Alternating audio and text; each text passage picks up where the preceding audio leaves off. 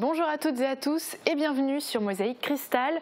Le mois de janvier, c'est le mois des bilans et aujourd'hui on fait celui du Cinéma Forum à Sarreguemines. Quelle fréquentation en 2018? Quelles perspectives et quels projets? Eh bien on va répondre à ces questions avec Jean-Marc Carpels qui est donc le directeur du Cinéma Forum. Bonjour à vous. Bonjour. Alors, on se retrouve en deuxième partie d'émission. Salut Sandrine. Salut. Alors aujourd'hui avec nos internautes on va revenir sur la lettre d'Emmanuel Macron donc qu'il a adressée aux Français. On va voir les commentaires aussi en deuxième partie d'émission.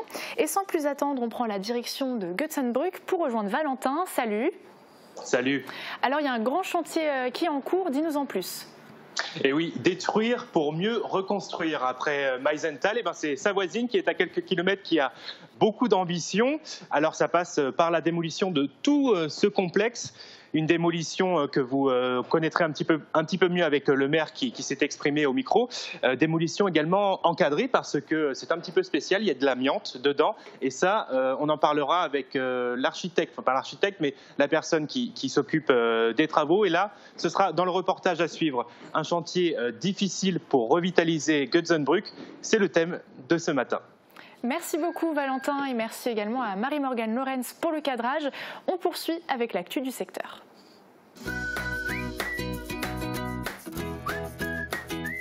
Shopping hyper fun, c'est chez Best, votre centre commercial à Faredersviller. Ras-le-bol général au centre de détention d'Urmingen. Une cinquantaine de surveillants pénitentiaires ont manifesté devant les portes de l'établissement. Ils réclament de meilleures conditions de sécurité au travail. En plus de la dangerosité de certains détenus, le personnel dénonce les installations jugées inadaptées et le manque d'effectifs. Le cahier de doléances a fait son apparition en mairie de Sarreguemines aussi. Depuis hier, il est à la disposition des habitants pour faire entendre leurs revendications. À la veille du grand débat national, il permet de s'exprimer librement sur des thèmes et sujets nationaux tels que la fiscalité, la transition écologique, la réforme de l'État, la démocratie et la citoyenneté. Ce registre est accompagné d'une urne pour pouvoir y déposer des demandes préparées à l'avance. Vous pouvez apporter votre contribution jusqu'au 15 février à l'accueil de la mairie. Un espace pour tous. La mairie de Saint-Jean-Rohrbach est désormais prête à accueillir les personnes à mobilité réduite. Des travaux avaient débuté courant juin pour permettre une accessibilité optimale à tous les acteurs de la vie sociale. Imperceptible depuis la route, c'est à l'arrière du bâtiment que tout a été aménagé. Une rampe d'accès et une place pour personnes handicapées ont été créées. En plus des aménagements extérieurs, les sanitaires ont été adaptés et l'accueil a été modifié. Le tout pour un coût global de 96 000 €. Se rendre accessible, c'est le mantra du parc naturel régional des Vosges du Nord pour l'année 2019. D'une part au château, encore en cours de rénovation, mais qui sera à l'avenir accessible aux personnes à mobilité réduite et ouvert à d'autres activités que l'administration du parc. D'autre part, envers les communes avoisinantes qui pourront profiter de l'action du parc et de ses expertises grâce à la mise en place de communes dites associées. Une association sans contrainte, car les communes devront uniquement signer la charte pour avoir accès aux services de base du parc. Des couronnes à profusion à Lorraine. En Tirant-les-Rois, le club nautique qui gère les ports de Vitrain et de Sarreguemines a savouré les galettes et les succès. Lorraine a fêté ses 25 ans et l'obtention du pavillon bleu pour la 16e année consécutive. Une fierté bien sûr pour les membres du club. Prochain projet, une journée de sensibilisation à destination des plaisanciers qui seraient tentés de déverser leurs eaux usées dans la Sarre. La saison redémarre bientôt, ce sera peut-être l'occasion de passer votre permis côtier ou fluvial. La partie théorique se déroule à Sarreguemines.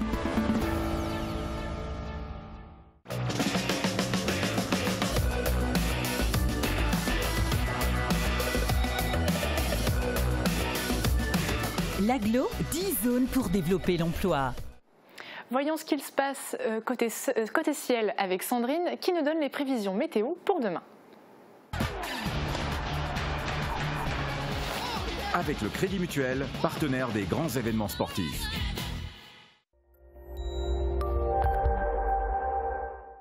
Pour demain, le ciel sera couvert pendant les premières heures de la matinée, mais des éclaircies vont se développer par la suite. L'après-midi, le soleil sera bien présent et on pourra en profiter pour le reste de la journée.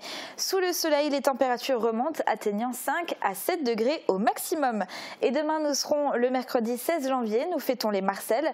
Le soleil nous accompagnera de 8h19 à 17h03. Et comme le soleil est de retour, vous allez peut-être en profiter pour organiser des randonnées et profiter de paysages comme celui proposé aujourd'hui par Antoine Pixin avec cette superbe vue sur le château de Waldeck. Un grand merci à lui pour cette photo et si vous aussi vous voulez nous en partager, écrivez-nous par mail à l'adresse qui s'affiche en bas de votre écran ou sur notre page Facebook.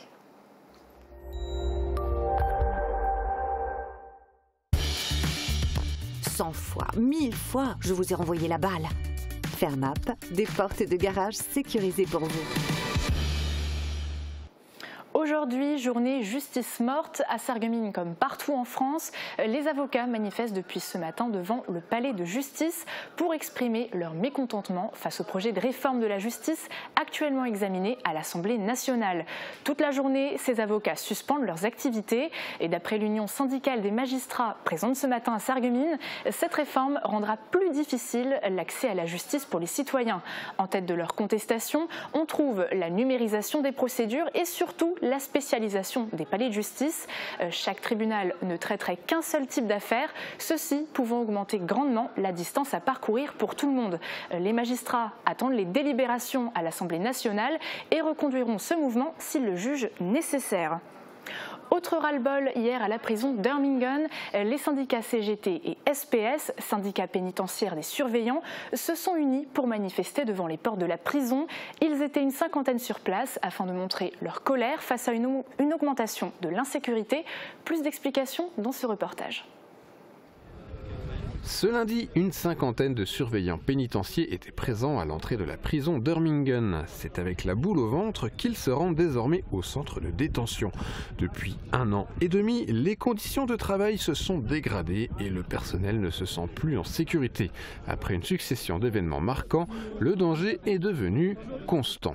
On a eu des événements qui sont allés crescendo avec la découverte d'une arme blanche il y a début décembre, fin novembre. Une agression gratuite sur du personnel avant Noël. Et le 31 décembre, comme vous pouvez le savoir, une projection d'une arme à feu complète, prête à être utilisée. Donc on estime qu'on a des profils très lourds qui sont prêts à s'évader par la violence avec une arme à feu. Donc on a certainement évité un drame le 31/12/2018. Après la découverte de cette arme à feu, un transfert de 4 à 5 détenus jugés dangereux a été effectué vers d'autres établissements. Malgré de nombreuses promesses faites pour faire avancer les choses, telle une révision des conditions d'affectation des détenus, en réalité, les surveillants ne voient pas de réel changement. La garde des Sceaux, Madame Belloubet, et Madame Braun-Pivet, députée La République En Marche des Yvelines, se sont également rendues sur place il y a maintenant 6 mois. Qu'ont-elles retenu de cette visite? Le personnel attend toujours le moindre retour.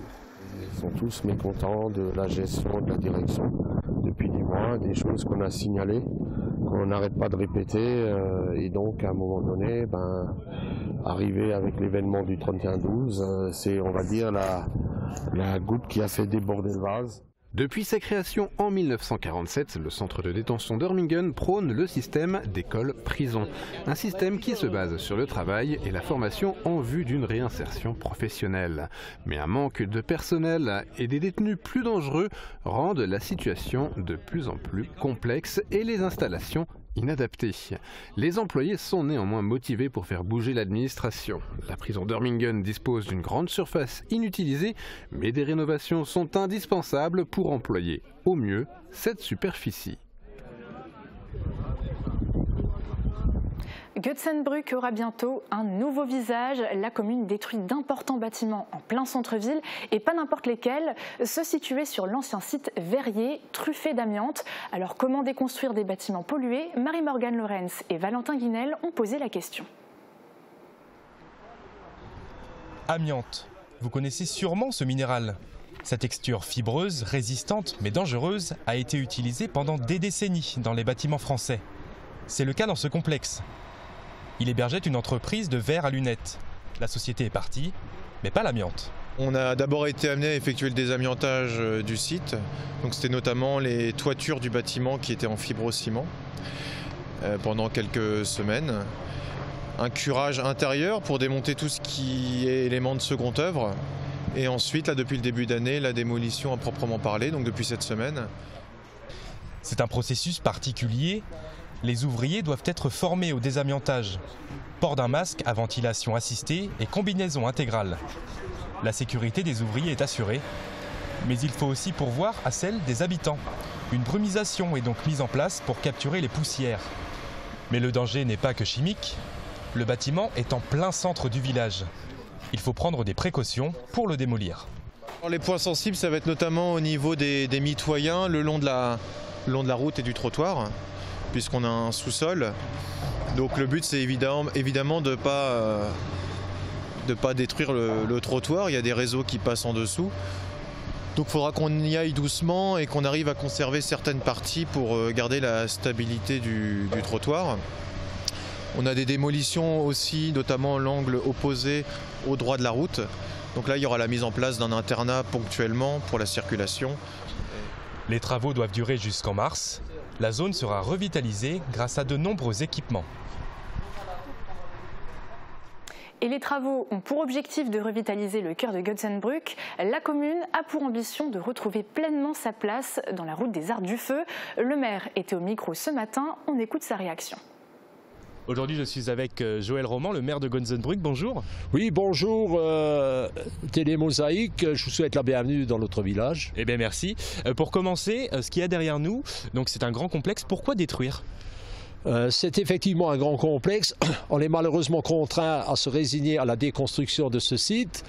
Ce site abritait donc Sola, où il faisait des verres, et qui malheureusement en 2006, l'entreprise a dû se résoudre à fermer les portes pour des causes de rentabilité. Ce qui fait que depuis fin 2006, ce bâtiment est à l'abandon. Et bien sûr, il y avait à un moment donné un centre d'appel qui avait été fait par mon prédécesseur, mais qui lui aussi n'a pas eu le succès espéré. Et finalement, il n'y a plus d'activité depuis plus de 10 ans. Ces bâtiments sont en plein centre de Götzenbrück, donc un endroit vraiment stratégique. Qu'est-ce qui va être fait ensuite, après la déconstruction ? Alors Götzenbrück a eu beaucoup de chance. Nous avons eu la chance d'être aidés par l'EPFL, qui est un établissement qui s'occupe des friches en Lorraine et qui investissent à condition qu'il y ait un projet structurant derrière. Donc c'est le cas et nous avons donc on va bénéficier d'une aide de déconstruction de 400 000 €, ce qui est énorme pour déconstruire et bien sûr réaménager ce centre-bourg pour que Götzenbrück redevienne enfin plus attractif. Quel aménagement concrètement ?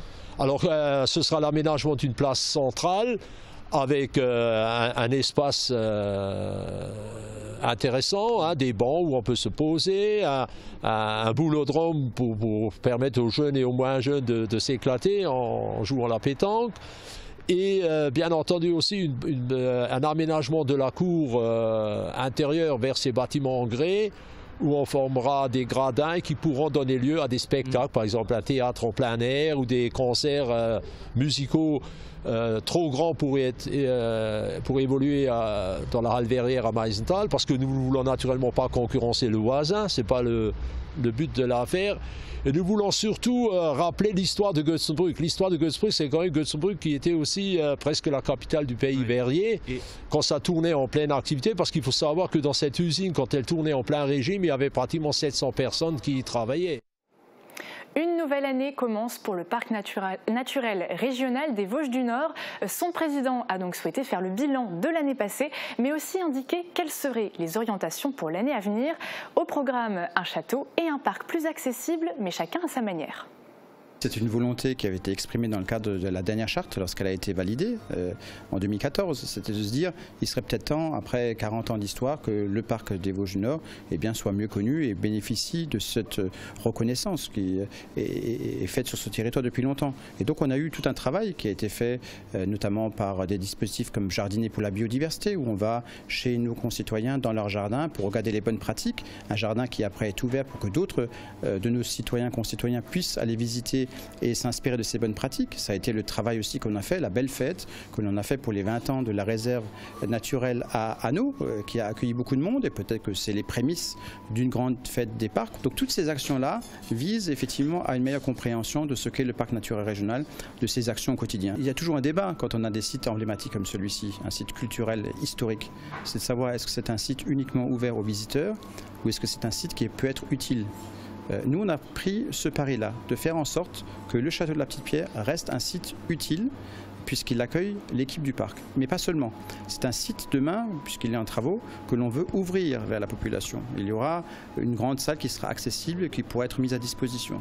C'est un site qui doit être un site culturel, où on a une meilleure compréhension du parc. C'est un site où il y aura l'ensemble de l'équipe dans un château rénové, qui sera accessible en plus aux personnes à mobilité réduite. Et ce qui est important, c'est que c'est aussi, par le biais de cette rénovation, un soutien à l'économie locale, puisque nous avons réussi cette gageure qui était de faire en sorte que les entreprises locales soient retenues pour les travaux. Aujourd'hui, il y a un autre sujet pour nous, c'est de se demander comment est-ce qu'on va répondre à cette demande ponctuelle parfois de communes qui voudraient intégrer le périmètre du parc. Comment y répondre? Pour deux raisons. La première, c'est qu'il faut attendre pour intégrer le parc la prochaine révision de la charte qui est prévue en 2029. Et la seconde, c'est comment est-ce qu'on va arriver à faire en sorte que ces communes qui ne sont pas dans le périmètre aujourd'hui vont arriver à franchir ce pas important de qualité, à la fois sur les enjeux de patrimoine naturel et de patrimoine culturel. On a considéré que la meilleure réponse à y apporter à cette demande de certaines de ces communes, c'est de mettre en place ce statut de commune associée. Il existe dans les 53 parcs naturels régionaux en France, certains l'ont déjà développé. Ce n'était pas le cas chez nous. Mais là, pour donner plus de cohérence, pour répondre à ces communes ponctuellement qui en font la demande, pour répondre à des sujets très spécifiques, parfois sur la question de l'eau, de l'agriculture, de la gestion forestière, où on a une ingénierie, on a souhaité mettre en place ce statut de commune associée. Et en plus, il n'y a pas de contraintes parce que comme elles ne sont pas dans le périmètre, elles ne sont pas soumises aux contraintes légales liées au statut de commune du parc. Et quel est l'intérêt du parc? L'intérêt du parc, c'est d'avoir plus de cohérence et d'avoir des sujets peut-être nouveaux sur lesquels on va intervenir. Un magicien qui veut devenir un pirate en utilisant un grimoire et en se faisant aider par les enfants, Alphonse a toutes les chances d'y arriver. C'est le défi qu'il se lance dans son spectacle L'histoire des pirates. Mais pour réaliser son rêve, il doit contrer Alvilda, la voleuse de trésors. À eux deux, ils forment la compagnie Magique Pirate qui est invitée sur la scène de l'hôtel de ville de Sarreguemines pour plusieurs représentations destinées aux élèves des écoles primaires de Sarreguemines. La saison culturelle de la ville ne néglige pas le jeune public et ce show interactif a fait son effet. Je vous propose de regarder un extrait du spectacle. Alors, je suppose, si tu étais là-dedans, c'est que tu sais chanter ou tu sais danser. Alors, pour danser, je te donne le rythme.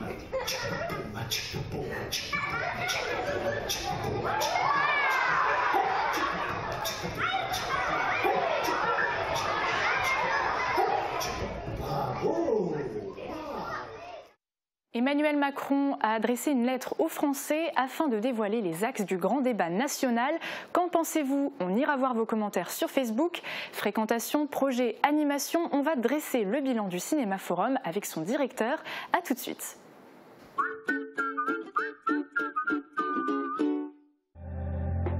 Ici, je verrais bien du carrelage grand format.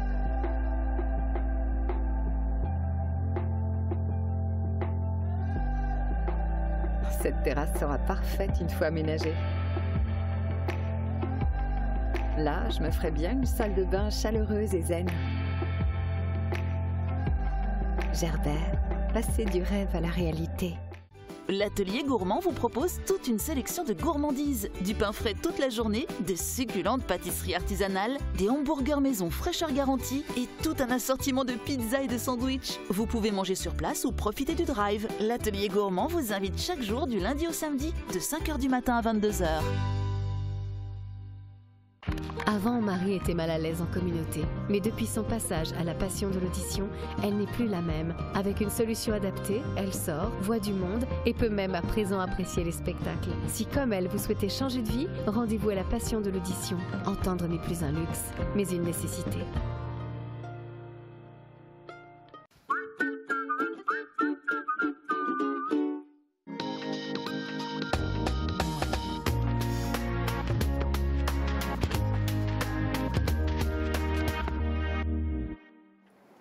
Fiscalité, citoyenneté, démocratie, environnement, voici les axes du grand débat national. Dans plusieurs communes, des cahiers de doléances sont disponibles dans les mairies pour que les citoyens puissent y écrire leurs revendications, leurs pistes de réflexion ou encore des solutions concrètes. D'ailleurs, les Sarregueminois aimeraient y écrire quoi ?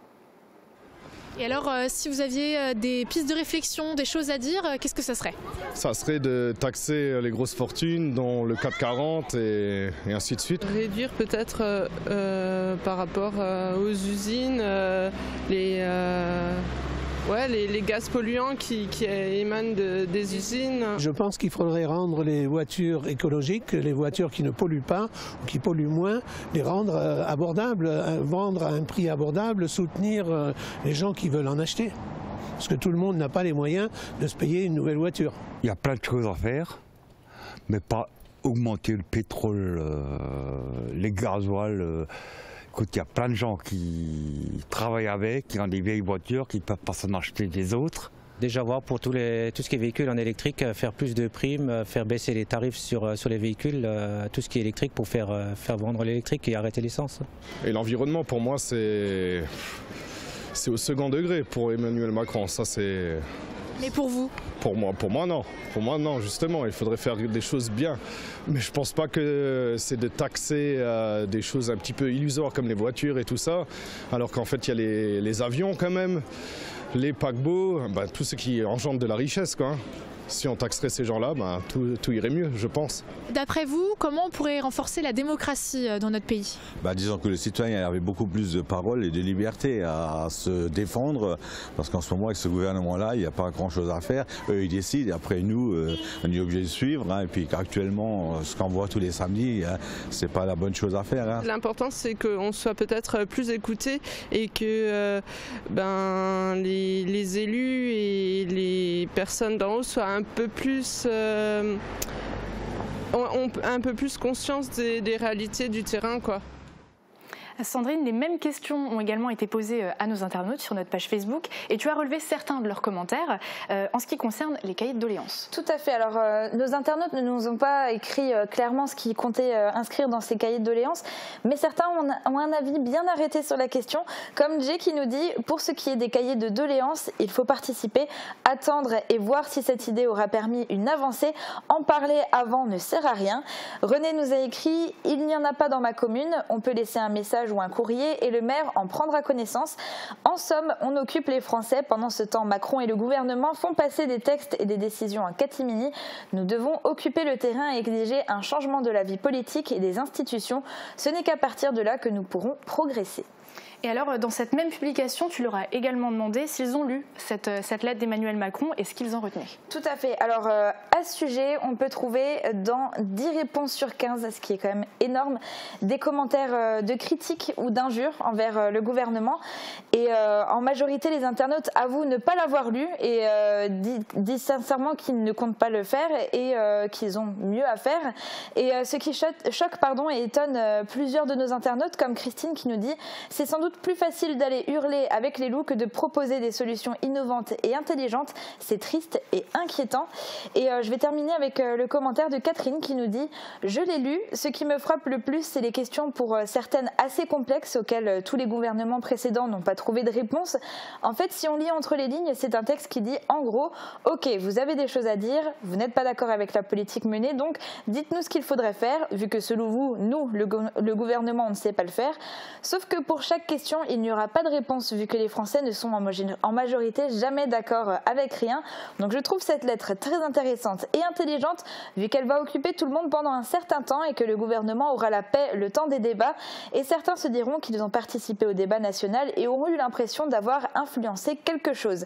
Ah que c'est beau la politique et de vrais magiciens. Faudrait quand même leur expliquer un jour que la poudre aux yeux ça finit par donner des conjonctivites, ça promet des moments d'anthologie, tout ça. Que ne ferait-on pas pour garder le pouvoir ?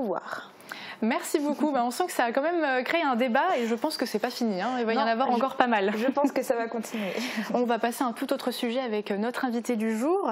C'est le moment donc de dresser le bilan 2018 du Cinéma Forum. Alors on va peut-être d'abord parler du sujet peut-être un peu plus fâcheux. Il y a eu quand même une petite baisse de fréquentation. Quelles en sont les raisons ? Oui, effectivement, on a subi une baisse en 2018, après un premier semestre plutôt étal par rapport à l'année d'avant. On a été sévèrement malmené lors de la Coupe du Monde, qui est un élément qui a impacté globalement notre fréquentation de mi-juin, quasiment à fin juillet, puisqu'il y a eu également les cérémonies par la suite. Ensuite, on a eu un très bel été, qui s'est prolongé quasiment jusqu'à mi-octobre. Donc ça aussi, ça n'a pas été fait pour relancer la fréquentation. Et en dernier lieu, je pense que le phénomène gilet jaune sur le mois dès la mi-novembre créait peut-être quelques difficultés d'accès, même si on n'a pas été directement impacté, mais on sentait les appels de la clientèle qui nous disaient « vous êtes ouverts, on peut accéder au cinéma ». Donc ça n'a pas fait... Il y a eu plus de crainte finalement. Il y a eu plus de crainte que de conséquences palpables, mais tout ça, cet ensemble a fait que sur 2018, on a perdu 9%, dans un marché national qui perd 5 points. D'accord, très bien. Alors, est-ce qu'on peut par exemple citer 2-3 films qui ont plutôt bien marché, qui ont réussi à drainer du public ? Oui, effectivement, c'est des films du premier semestre, puisque le dernier volet des Tuches a réalisé quasiment 12 000 spectateurs sur la ville, ce qui est immense pour un très très gros score, suivi de notre Danny Boone national avec La Ch'tite Famille qui est allé jusqu'à 8 000 spectateurs. Cependant, on peut également citer d'autres films qui n'ont pas pleinement trouvé leur public par rapport aux scores nationaux. C'est Le Grand Bain, Le Grand Bain qui réalise plus de 4 millions de spectateurs au niveau national, et sur la ville on n'est qu'à 2000 spectateurs, donc là on a un écart, mais moins bon, dans le mauvais sens, quoi. D'accord. Et alors en termes d'animation, puisque le Cinéma Forum aussi accueille parfois des animations, est-ce qu'il y a eu des choses qui ont été plus percutantes que d'autres ? Généralement, on a toujours quelques équipes de films tous les ans, à la fois soit des talents pour des soirées débats qui ont lieu régulièrement, mais également des équipes pour des films plus grand public. On peut citer à la 2, tout à fait, vous l'avez à l'écran, qui a été un moment très sympathique, avec une équipe en plus très étoffée. Par ailleurs, on a également, en matière d'animation, des rendez-vous traditionnels, comme ça va être le cas à nouveau pour le festival Télérama qui débute demain, qui avait donc lieu en janvier de l'an dernier également. On s'associe toujours fin de l'été à une opération qui s'appelle Cinécool.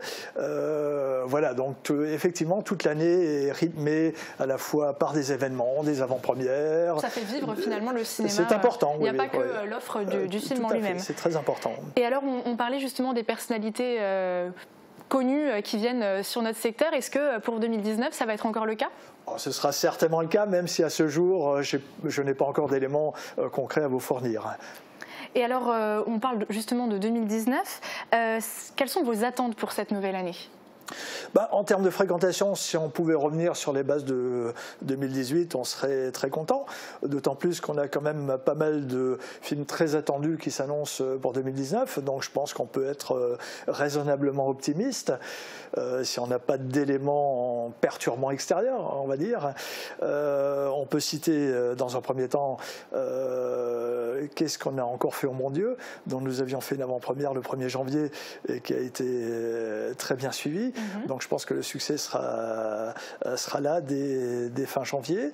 On peut également citer le film d'animation Ralph des studios Disney qui a remporté un gros succès aux États-Unis. Ce sera également certainement le cas pour nous au mois de février sur les congés scolaires. Très bien, en tout cas on a hâte de voir tout ça. Alors qui dit 2019 dit nouvelle année et puis dit aussi nouveau projet. Il y a un projet d'extension, alors est-ce que vous pouvez en quelques mots nous expliquer concrètement à quoi ça va servir cette extension? Alors oui, on travaille depuis quelque temps sur un projet à la fois de rénovation de notre accueil et d'extension parce qu'on s'est rendu compte qu'une salle en plus nous permettrait d'être plus complet en matière de programmation. Même si nous passons déjà bon an mal an plus de 330 films par an, de temps en temps il y a encore des choix douloureux à opérer et une 9e salle nous permettrait d'être plus à l'aise là-dessus. En même temps, on va également augmenter la surface de notre hall d'accueil, ce qui permettra également de fluidifier l'accueil et d'accueillir notre public, surtout dans nos régions où parfois en hiver il est plus agréable de patienter à l'intérieur qu'à l'extérieur. Oui, tout à fait. Donc là aussi on va essayer d'améliorer tout cela. Voilà, donc c'est un projet d'ensemble et qui, je l'espère, va à nouveau nous projeter sur les 5-10 ans à venir. Et alors pour finir, c'est quand même un projet qui est assez soutenu par la ville. Ça en est où là précisément justement? Alors c'est un projet qui s'inscrit effectivement dans l'action Cœur de Ville qui a été initiée entre l'État et certaines villes retenues. Donc c'est avec grand plaisir qu'on s'inscrit dans ce projet-là. Et il est vrai que nous sommes en contact régulier à la fois avec les services de la sous-préfecture et de la ville de Sarreguemines, ce qui nous permet de faire avancer dans les meilleures conditions ces différents volets de ce projet d'extension. Très bien, en tout cas de belles choses pour cette année, on espère en tout cas pouvoir voir tout ça. Et puis bonne continuation à vous Jean-Marc Carpels. Merci. Je me tourne maintenant vers toi Sandrine. Alors là aujourd'hui on donne la parole aux jeunes comme tous les mardis. Aujourd'hui c'est quoi le kiff dont on va parler? Alors aujourd'hui on va parler de lecture et la relève des lecteurs est assurée. On dit souvent que les jeunes ont délaissé les livres pour les ordinateurs, les téléphones ou les tablettes, mais Claire prouve le contraire, passionnée de lecture. Elle nous explique pourquoi elle aime lire et nous dévoile même son impressionnante collection. Regardez. Bonjour, je m'appelle Claire, je suis en communication et moi ce que j'aime c'est lire. Ça m'aide à passer le temps et à évacuer le stress. Mon genre de livre est la littérature fantastique. Voici la collection de livres que j'ai lus ou qui sont en attente de lecture.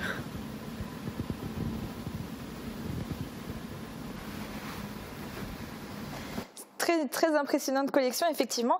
Et si toi aussi tu as une passion que tu veux partager dans notre rubrique C'est mon kiff, c'est très simple, tu as juste besoin d'un smartphone pour te filmer et de nous envoyer toutes tes vidéos sur WhatsApp au 06 81 82 40 33 ou alors par mail. Merci beaucoup Sandrine, les informations sont passées. C'est déjà la fin de notre émission. Jean-Marc Carpels, merci beaucoup et bonne continuation. On se retrouve très bientôt. Sandrine, on te retrouve également très bientôt sur ce plateau. Oui. Et on termine avec notre programmation spéciale dédiée aux vœux pour la nouvelle année 2019. Julia Bitran reçoit aujourd'hui Nicole Müller-Becker, vice-présidente de la région Grand Est, qui s'adresse directement à la jeunesse. Belle fin de programme, belle journée et à demain.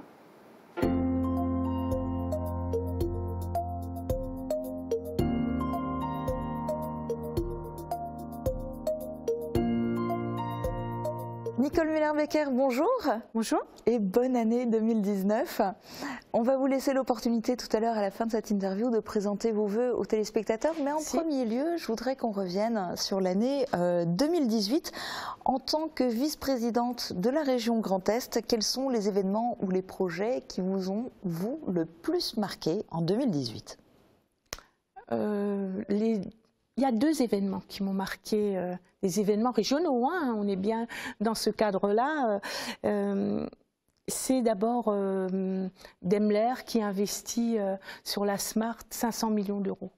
Moi, cette nouvelle, elle m'a marquée, elle m'a portée parce que, faut-il dire que ça sera en 2020 la première Mercedes électrique qui sera construite sur le site de Hambach. Et c'était pour moi un événement fort parce que nous sommes venus avec le président Jean Rotner et nous avons rencontré le directeur France de la Smart. Et cette nouvelle, elle nous a porté puisque l'investissement est important et le rôle de la région à ses côtés sera important. Et je retenais une remarque qui était faite par le président Jean Rotner et que nous faisons tous. Sur 15 investissements, grands investissements français pour l'année, 6 seront des investissements qui auront été faits sur la région Grand Est, dans la région Grand Est.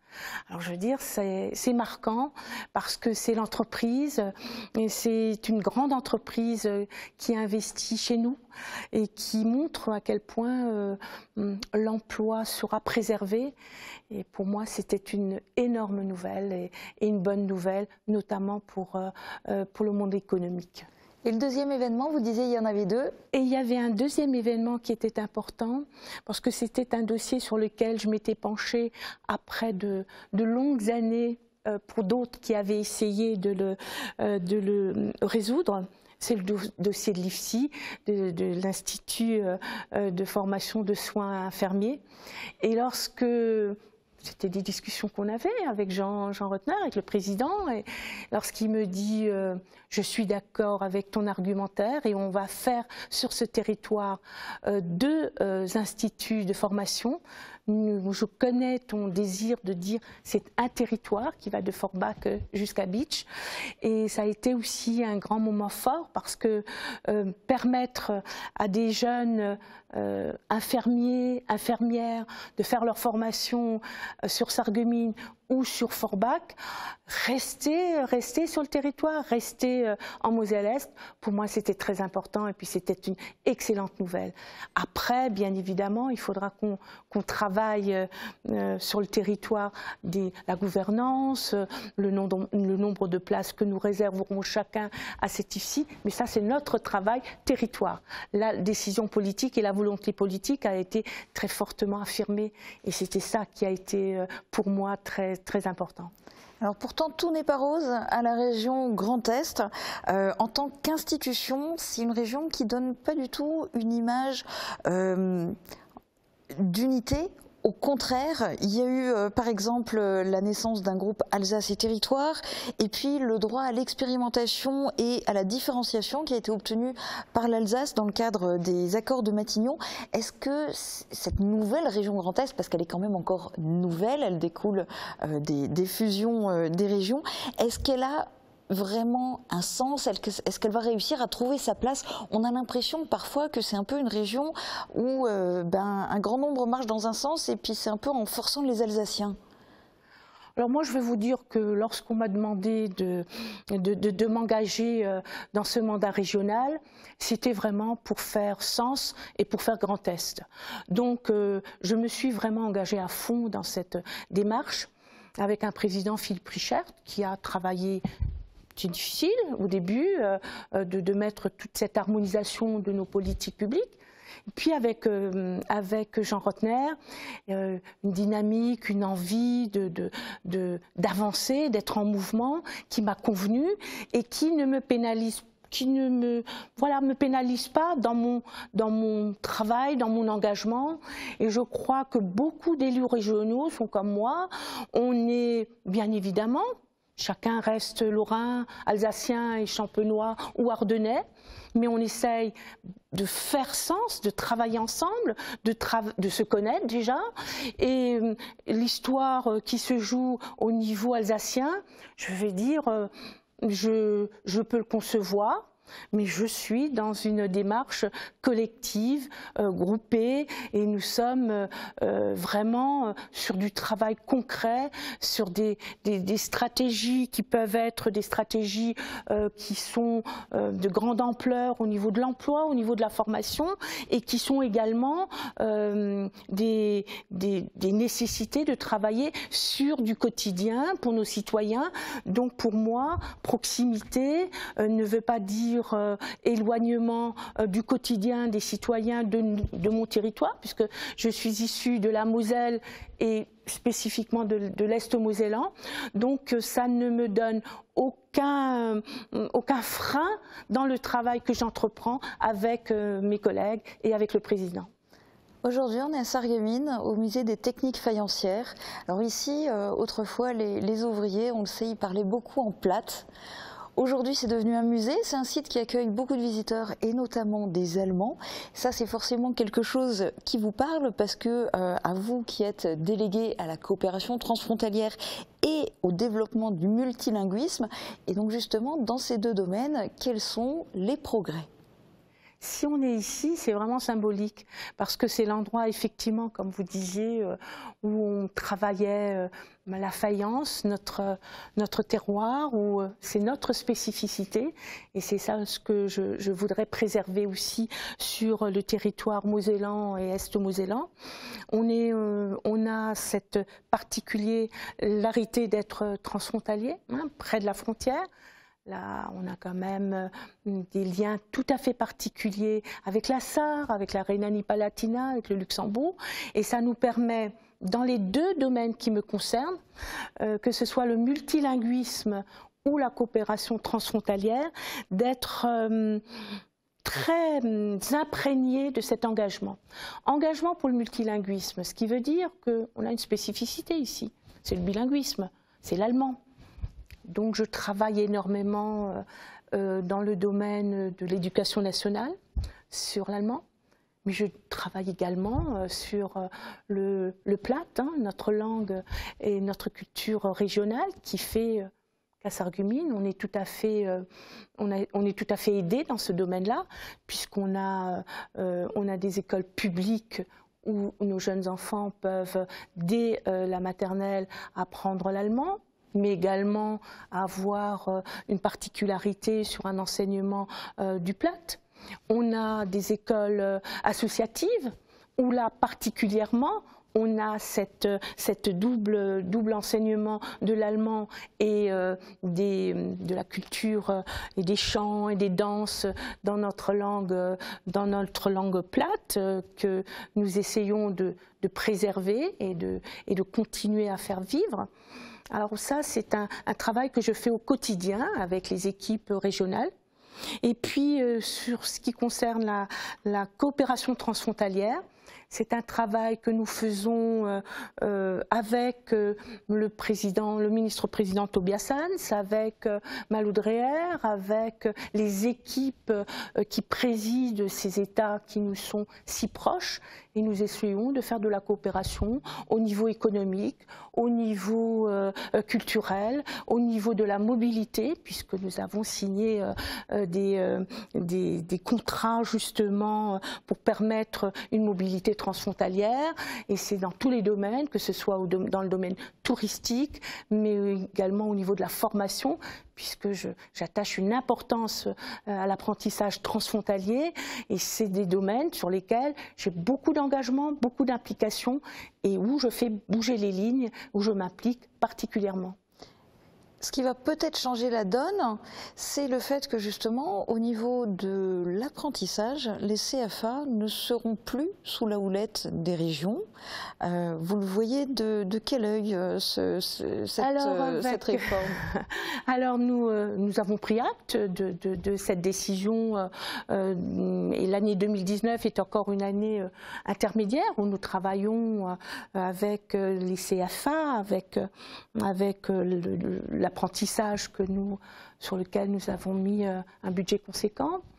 Et nous sommes bien évidemment en train de regarder de quelle manière nous pourrons continuer malgré tout, et j'insiste moi sur l'apprentissage transfrontalier, d'être malgré tout présente, de ne pas enlever des attentes de nos CFA, et nous travaillons avec eux pour qu'ils ne se sentent absolument pas délaissés ou laissés de côté par la région Grand Est, et je ferai tout mon possible pour que justement dans ce domaine-là, nous accompagnerons le changement, mais nous accompagnerons aussi les projets éducatifs dans le domaine du transfrontalier. Alors en plus de ce domaine-là, en tant que vice-présidente de la région Grand Est, quelles sont les causes ou les projets pour lesquels vous allez vous mobiliser en 2019 ? Vous savez, quand on parle de projets, on aime continuer déjà les choses dans lesquelles on s'est beaucoup investi. Avant, on parlait d'apprentissage. Lorsque je vois à quel point nous sommes aux côtés des lycées Et nous sommes aux côtés de ces transformations des lycées et des lycéens qui ont la nécessité d'avoir un lycée 4.0 avec la connaissance du numérique, de l'informatique et du digital. Nous continuerons ce travail-là. Ce qui veut dire que le lycée Jean Depange va rentrer également dans cette aventure de la digitalisation des livres qui seront des manuels scolaires numériques sur tablette, et nous travaillerons également sur des gros projets qui seront des projets transfrontaliers sur lesquels je veux absolument, notamment en matière de culture, vraiment mettre des choses en place. En matière également de formation, nous continuons cette thématique. On a initié les BTS au niveau du lycée Henri Nominé. Nous continuerons ce type d'action, et bien évidemment nous serons très présents également en matière de tourisme, parce que par le tourisme c'est l'économie, et nous continuerons en 2019 tous ces domaines économiques, mais également parce que l'économie est importante, nous continuerons à suivre nos entreprises pour leur permettre de se transformer, d'avancer, et nous serons là pour accompagner tous les projets qui feront bouger la vie au quotidien des gens, parce que pour moi c'est important, changer le quotidien des gens. Donc on s'est beaucoup impliqué dans la ruralité.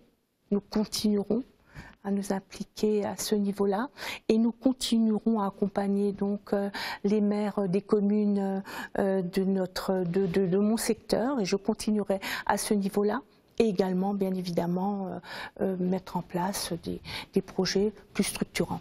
Pour finir cet entretien, je vous propose, Nicole Muller-Becker, de vous adresser directement aux téléspectateurs de Mosaïque Cristal pour leur présenter vos vœux.